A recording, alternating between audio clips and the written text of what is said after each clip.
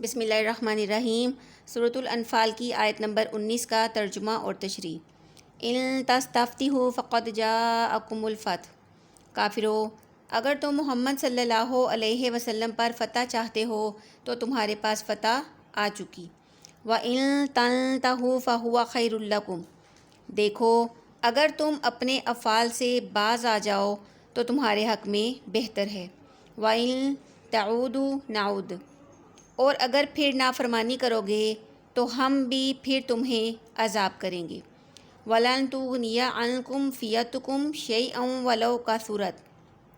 اور تمہاری جماعت ہوا کتنی ہی کثیر ہو تمہارے کچھ کام نہ آئے گی۔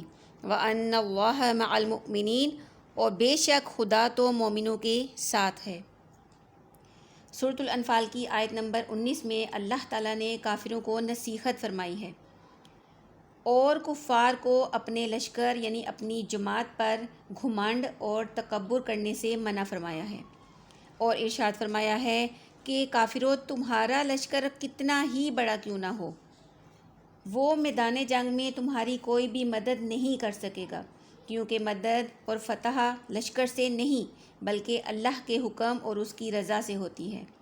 فیصلہ تو ہو چکا ہے اور حق کو فتح بھی حاصل ہو گئی ہے، اور اگر تم اب بھی ایمان لے آؤ تو یہ تمہارے حق میں بہتر ہے۔